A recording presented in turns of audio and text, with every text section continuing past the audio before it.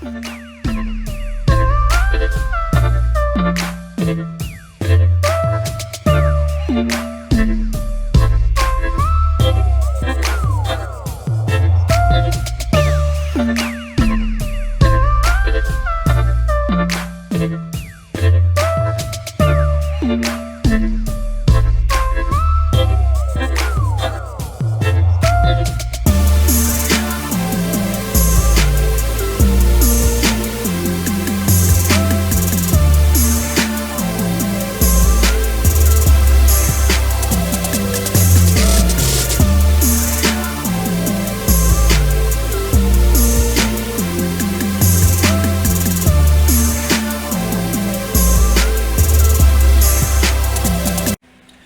guys, how you guys doing today? Welcome back to my channel, Golden Driver 392. Today we're gonna do a small tutorial of how to install Marlin firmware for your 3D printer. I'm not gonna go in super detail. I'm just gonna go over a few things to watch out for when installing Marlin or trying to compile it. Mainly the board selection and your environment. So I'm just going to go over that. Since everything in Marlin is kind of self-explanatory, once you go through the files, you can read what each feature does. There's also a link within Marlin to take you to different websites to explain all the algorithms and all that stuff. So that part is kind of self-explanatory, but this tutorial is more of to kind of give you guys little pointers of how to avoid compiling, right? So a lot of people run into fail to compile, and they get frustrated. So I'm more kind of pointing out, I'm more trying to highlight what the issue can be and what typically causes the issue. So without no further ado, let's get into it. So first thing you want to do is actually download VS Code and then install a plugin called Platform IMO. So I'm going to show you how to do that just as an example. So if you launch VS Code, you'll come right here to this these little 4 boxes, and here you can actually type platform. Plat should come up. You want to install the platform MIO IDE. I already have it installed, obviously, but you want to install VS Code and make sure you get that plugin right away. Alright, once that's done, you want to go to Marlin. So let's go to that site right now. So you want to go to Marlin. You want to go to downloads, and you'll get the latest version. As of this video, the latest version is 2.0.7.2, and I think it's been out for about 3 months now, but this is the latest version. You want to click on the download button, get it downloaded. Now this is where the important part comes in. The first mistake comes in.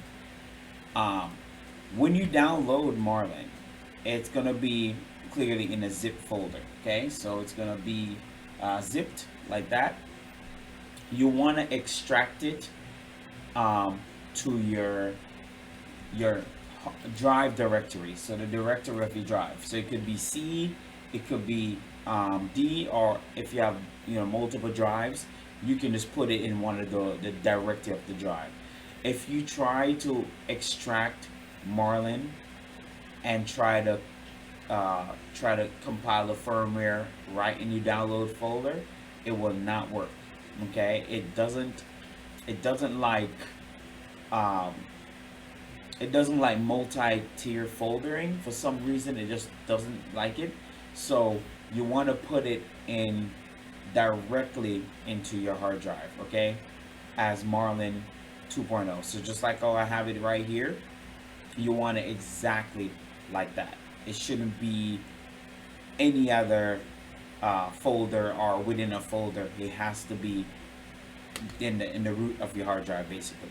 Okay, you can go ahead and name it. Like I have 3 different Marlin folder here. As you can see, one for each different type of printer. So let's say if you had 5 printers like I do, or 6, you can download Marlin, extract it, have multiple folders, give them different name for each printer you have, and have different firmware for those, right? So you can give it a name. Now once you have that done, once you download Marlin, you extract it to the root of your drive, whichever drive you want to use, or if it's just your C drive, just put the C drive. Then you want to open VS Code. So in this case, I think I already have it open. Let me bring it up, and let me close out some stuff here because I have stuff up, but so I want to start from scratch with you guys. All right, new window. Okay, so once you have it downloaded, you're gonna navigate to that folder, right? So let's say you put it in your C or you put it in the D drive, doesn't matter. Just navigate to that folder. So in this case, I'm just gonna go ahead and open folder. I'm gonna navigate to my games drive, and then I'm gonna select one of the existing printers that I did, so I can kind of walk you through the steps. Okay. Now, once it's up, sometimes you can get a window where everything is kind of like this. It should look like this.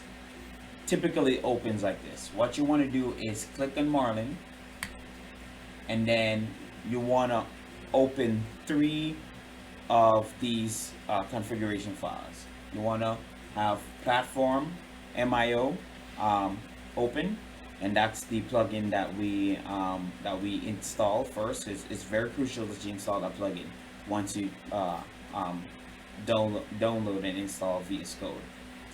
And then configuration.h and configuration advanced. Okay, so you want all 3 of these. Now you can go in source, core, and open board as well, because you're definitely going to need that if you're new to Marlin. Like I said, this is more for beginner tutorial, kind of like giving you workarounds around issues, so you can have the boards folder open as well.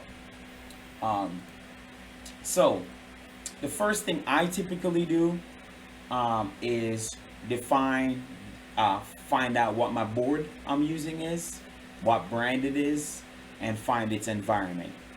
A lot of people run into trouble because they don't know what board, the type of board they have, and they don't know the environment. If you don't get those 2 right, you will always fail to compile. It is very important that you know the board you're using and the environment for that board. Okay, if you don't get both of them right, you will fail every single time. You can have the board right and still get the environment wrong, and it will fail. Or you can get the environment right and the board wrong, it will fail. So it needs both of them specifically for that board in order for you to have a successful build, right? So in order to, for example, I have in this case, I have a SKR E3 Mini 1.2. So you will go to the board section, go to the boards. You'll come all the way down and find your board. So in that case, I'm gonna scroll down till I find it. So these are the Big Tree Tech's board. So you'll find this board right here. So you'll copy and paste this. Okay.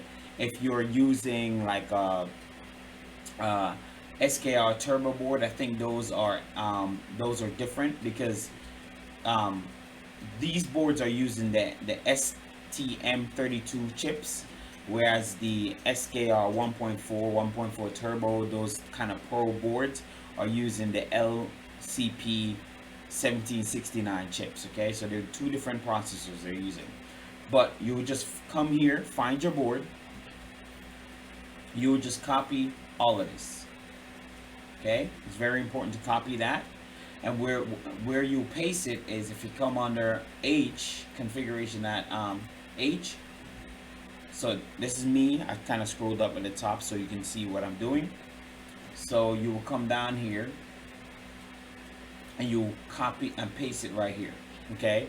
So as you can see, I already have it there because this is already a pre-built that I've pre-made.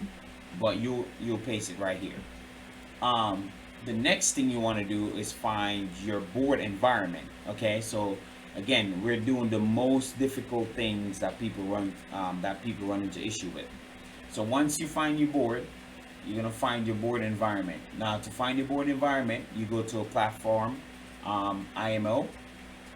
You're gonna scroll down, and as you can see, some of the environments are named off the processor. Some of them are named off the board. It just really depends. But in this case, you scroll down, and we're gonna find the SKR boards. Okay, so you scroll down. Let's keep going. That's a different architecture. See now, if I was using one of the XKR 1.4 turbo, as it shows you, this is the architecture. So I will put in this. Okay, so if I was using the 1.3 board, this is the architecture or environment for it, right? If I'm using the 1.4 or the 1.4 turbo, then this is the environment for it. Okay, so this is where you find the environment. So in this case, we're trying to find the environment for the SKR E3 Mini 1.2, and let me see where it's at. So see where it says Big Tree Tech now you're in the Big Tree Tech territory. And as you can see, it kind of gives you an idea what the environment is already. So in this case, the environment for the E3 Mini 1.2 is this right here. Okay, so you will copy that. And what you do, you copy that, you go all the way at the top. Once you copy it, all the way back up at the top. Scroll. And then you put it right here. As you can see, it's already there, but you will just copy that and put it right here. Okay, so once you get those two things done, again, the board name and the board environment for your particular board. Again, I'm just using the SKR as an example, but it could be some other brand board, right, that is supported by Marlin. Again, you find the board name and then the board environment. Once you find those two things, you put them in the correct location, and I promise you 90% of the time it will compile properly. If you don't do those two things, it will fail every single time. So just make sure you do that. Once you got that all checked, then you're able now to go through the configuration like you normally would. So you define your serial port. Sometimes it could be 1, sometimes it could be 0. You can define a second port, and sometimes that can be 1 or -1 or 0. Just depending on your board that you have.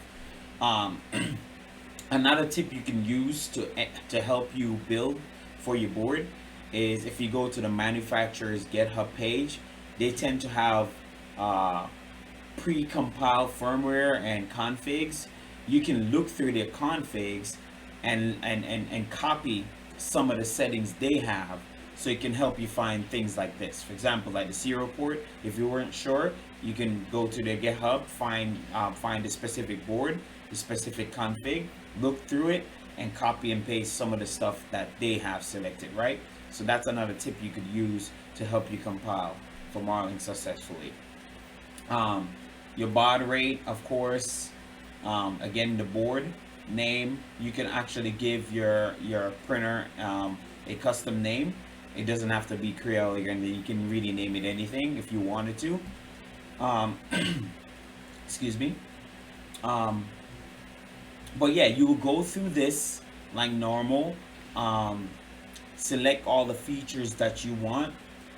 Now, feature solely depend on how much space your board support. So for example, if you have like 128 kilobyte, like a stock Creality board, like the 8-bit board, you can't fit much on there, right? So some of the features you won't be able to activate because the storage is very small. But with these new 32-bit boards, the storage are much bigger, 512 kilobyte and even more. You can enable a lot of features and make Marlin even run better than, you know, than vanilla Marlin, basically. So, so yeah, you go through undefined, define what you need, max temp, you know, PDI tune. You activate it here by undefining, by removing the comments. Like I said, this is just um, I'm just showing you little tips you can use again if you run into trouble trying to compile Marlin. There's other videos out there that go more into detail, but I'm not trying to do that. I'm more trying to like give you guys some pointers so you can avoid a fail compiling. Um, yeah, so yeah, you just go through the list, select what you need. If you're um, setting up a BL touch, you're gonna make sure that your Z-min here, if you're setting up a BL touch or any other probe, you make your Z-min here, Z-min end stop must match your Z-min probe end stop.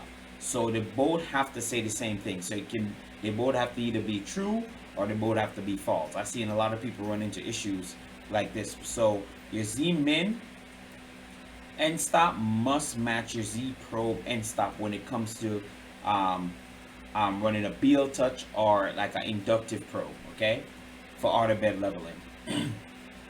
This is where you put in, you know, your drivers. So if you had 5 TSMC drivers, you put it here.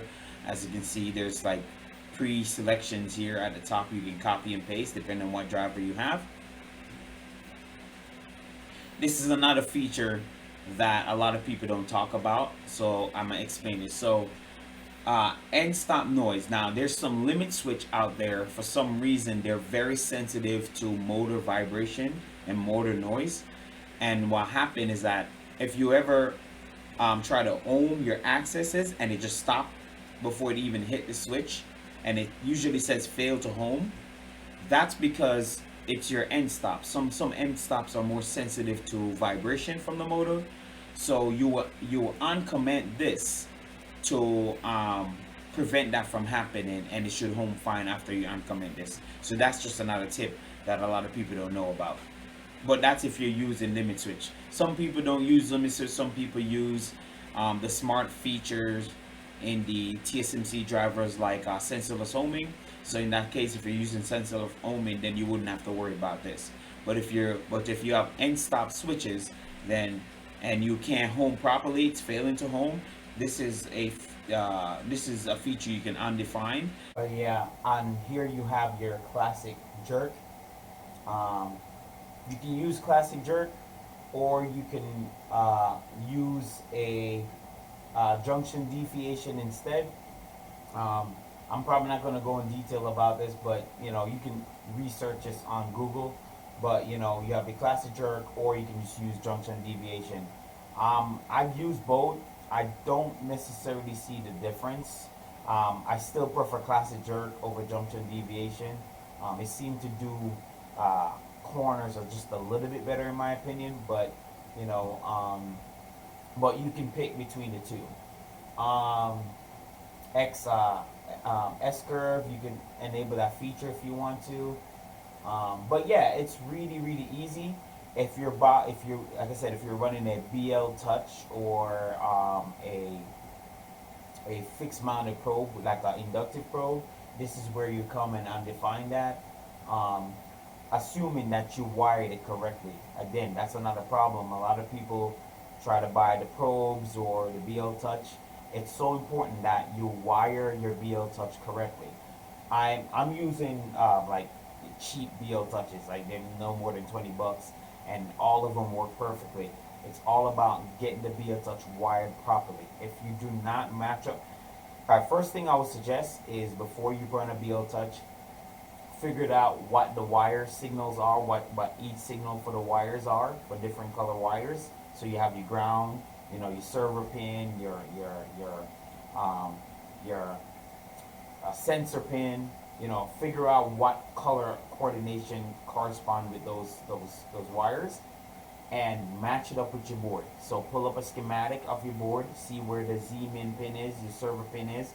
Make sure you connect them properly, because the problem a lot of people run into is that if you don't wire your BL Touch correctly, then this is pointless. It won't work either way. So it's very important to wire your sensors correctly, and then the firmware will be properly with it. So this is where it come, and undefined if you're running a BL Touch or a inductive probe. Again, some of these features you're not going to activate because it doesn't pertain to your printer, unless you're trying to do something more complex, like running dual extruders or something complex like that. But if you're just running single tool head with a molding setup or a direct drive setup with one single filament going in it, these things are pretty simple and self-explanatory. This is where you do your offset. So if you're running a BL Touch, a probe, this is where you do your offset.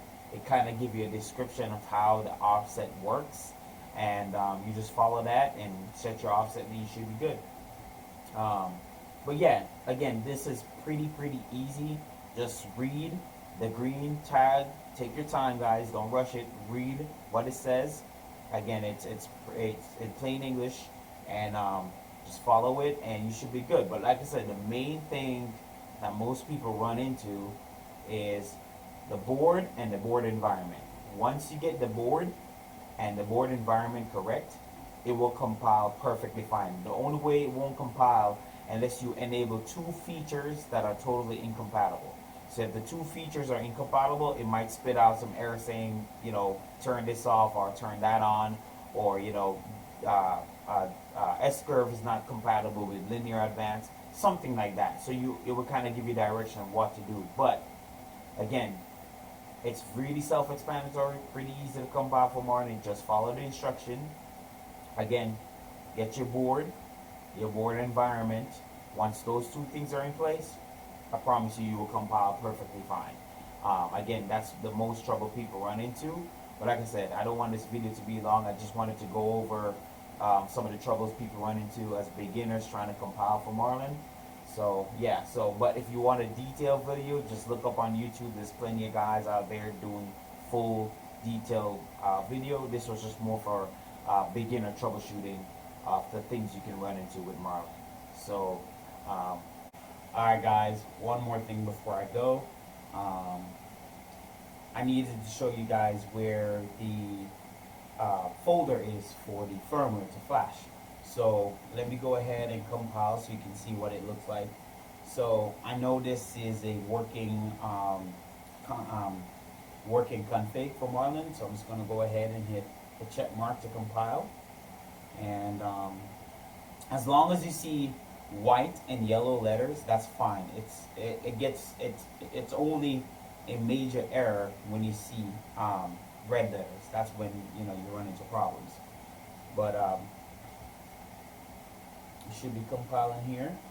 Well, as you can see, I kind of already compiled already, but you should see a success letter at the bottom here. Once you see success, you know you're good to go. Now, to find your firmware, you go to the Marlin folder. So where you had your Marlin, so in this case for me it's games. You go to the KP3, you go to .pio, you go to build, you click on the actual environment. So this is like the folder for that environment. Click on that, and then you see your firmware.bin. You take that firmware.bin, you put it on an SD card, you put it in your board, and turn it on, and it should flash.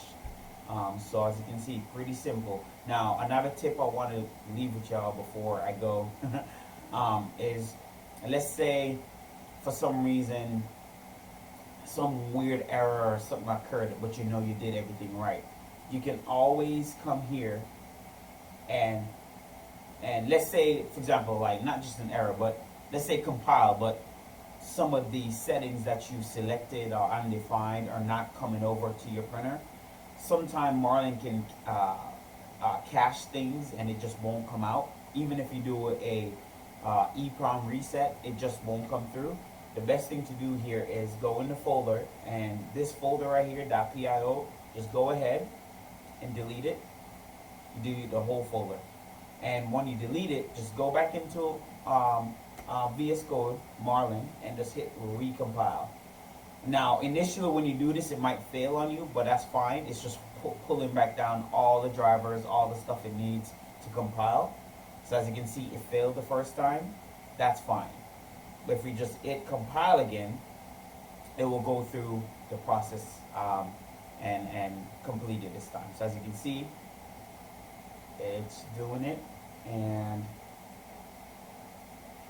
of course it's flying through because my computer, it's fast, but there we go, and there's success. And so that's another little tip for you guys, that if you run into like a little issue where whatever you select in a Marlin firmware won't come across, even if you do a EEPROM reset or initialization, you can delete the folder, recompile. Even if it failed the first time, just hit it, check mark again, recompile. It should be successful, and then flash your printer, and that should fix the issue. So again, this was just more of a tips and tricks and little information to avoid a failed compile. If you guys have any comments, let me know. Subscribe, check the notification bell, and I'm gonna try to be uploading every Sunday. Sometime I'm not on time. I need to get better on that, but yeah, but I'm gonna try to do a video at least a week. So, all right, guys, that's enough. I'll see you in the next one.